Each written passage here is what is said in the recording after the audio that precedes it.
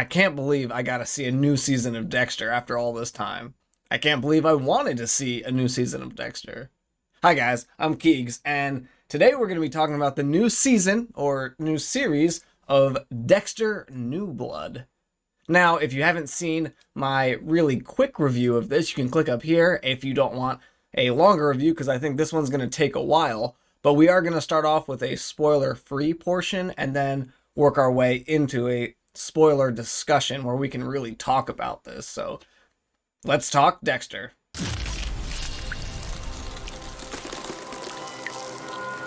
I'll start off by saying that this is a direct continuation of the original Dexter series. And because of that fact, I'm going to assume that you have watched the original Dexter series or don't care about spoilers from the original series. So if you've watched the original series, you remember how the original ended with Deb dying and Dexter getting in his boat, driving into a hurricane to kill himself, leaving his son, and yeah, that was about the ending, and I was not happy at the time. In this show, it takes place 10 years after the original, and that's actually in real life how much time has passed since the original. And Dexter, in this, hasn't killed anybody in all that time. He has been sober from that. Unfortunately, some events happen, and it leads him to kill someone again. And the problem is he hasn't done this in 10 years. He's rusty, and he makes a lot of rookie mistakes. Then his son shows up, and it's really just a downward spiral for Dexter from there. And not to mention, he's dating the chief of police, of all things, which does add kind of a funny element, but also very suspenseful tension the whole time, because you're thinking she's going to find out, right?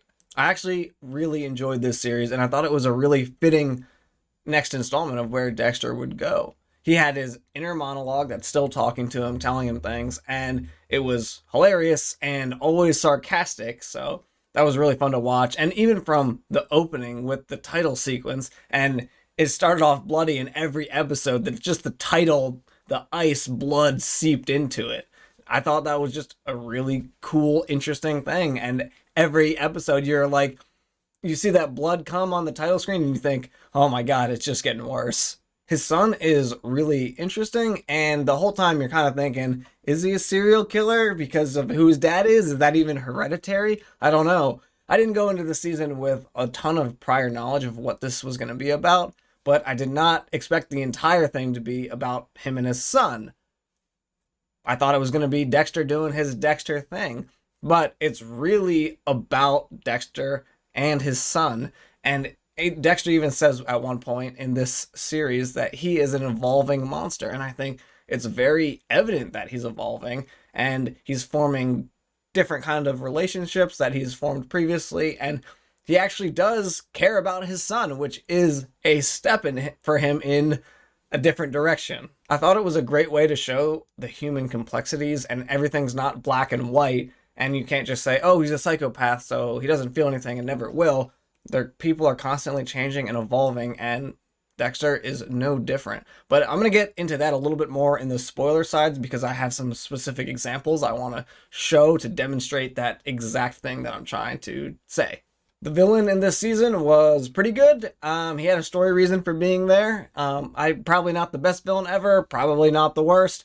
Definitely not the worst, actually. I take that back. But that was pretty good. And like any Dexter season, there's a bunch of different plot lines going on, so you've got to follow each character in what specific plot line that they're in and where they're going and things. So it's sometimes hard to keep track of, but you know, it's not too bad. If you saw the original Dexter, especially if you did not like the ending of the original Dexter, then you should go watch this show, because for me, it retcons a lot of the issues I had with the original ending, and it provides a really good follow-up series, I think, and it stands on itself as well. But now I'm going to get into some spoilers, because I really want to break this whole season down and talk about everything in it. So let's get started. Starting off, my god, that was a rookie place to hide a body. Are you kidding me, Dexter? You're that rusty that you're going to hide a body in your front yard? I mean, at least you got it to the incinerator, but you knew back in Miami that you dumped the bodies too close to your house and they were found, so you went out to the middle of the ocean. But now you're like, okay, it's fine because, you know, there's not a lot of police here. I can bury them in my front yard. Whew, that was a tough one. And that deer scene, I was tense the whole time. You knew that deer was about to be shot in the face. So I thought that was really, it was sad to see because Dexter was actually kind of forming a connection and a bond to that animal. And then it obviously dies. And, that's what breaks him essentially. And then he gets back to his old ways, doing his old things. First thing I said when Harrison got there was, where the heck is Hannah? And obviously he explains Hannah died of cancer. I thought maybe he killed her and was covering it up, and I'm still not 100% convinced she didn't die of cancer, but more convinced because he didn't seem to have a great stomach for dead bodies. But it still was something that I was wondering about, and it was really hard to see him get close to Kurt in there too. I know it's obvious the reason that he gravitated towards trusting Kurt and making him out to be his father figure, but it still made it kind of hard to watch at every scene because we know as the audience that this guy is crazy and a terrible person. And, he's not even a good father. Look how his own son turned out. I think my favorite thing about this series was actually watching Dexter do his blood spatter analysis, especially in the school when he's talking to Deb and they're talking it through, and then Deb comes and stabs him and throws it out and the blood spatter doesn't match, or it does match when he says, okay, but what if I was doing this? And I thought that was a really cool scene. It was laid out perfectly. It was designed so well. And I found that really interesting. And then same thing pretty much when he went out to find Angie's friend and then do an analysis on that. And he was able to deduce so much stuff from that. And I thought those were some of the coolest scenes watching Dexter do what he actually does best, which is blood spatter analysis, or just generally forensic science. Clearly he's a lot better at that than killing people because he gets caught at every freaking turn now.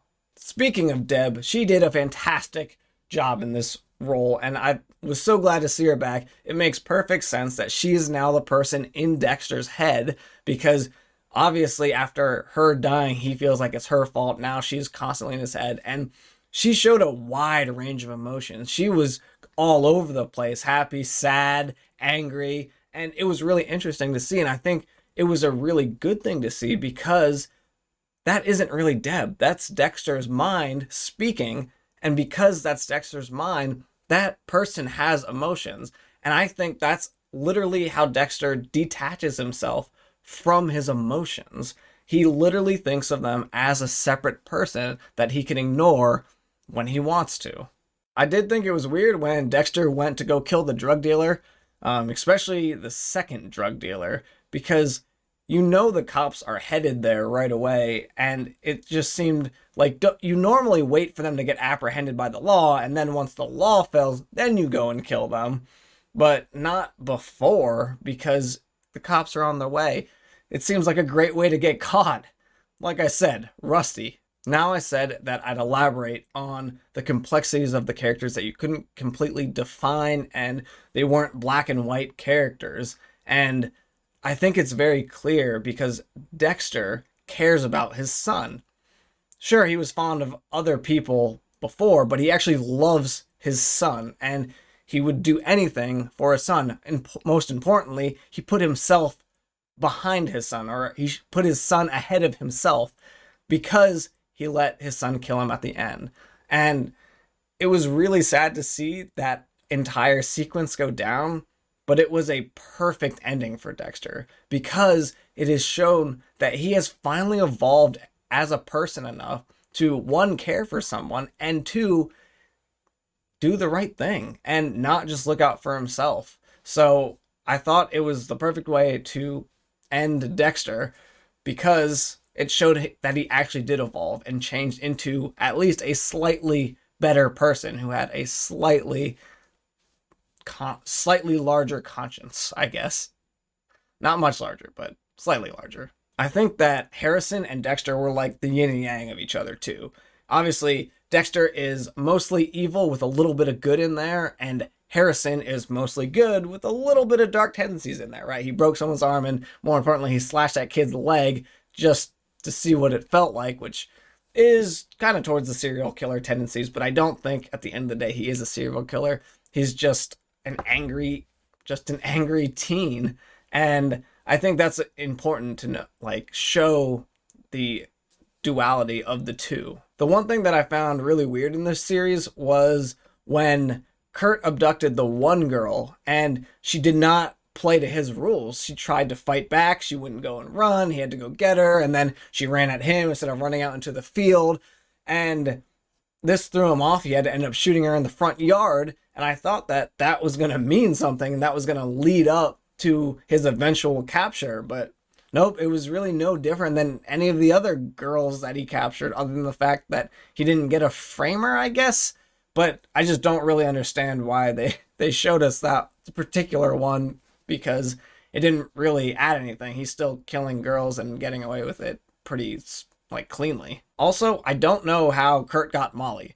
I feel like after being in that basement, she would have definitely not gone with Kurt alone somewhere. So maybe one of his henchmen went and got her and abducted her. It seemed weird, and I also don't feel like it fit his usual MO. So he had stripped the whole basement by that point as well. So I really don't understand when or how that happened. I also can't believe that once Angie suspected something was weird with Dexter, she went full throttle into thinking that he was the murderer.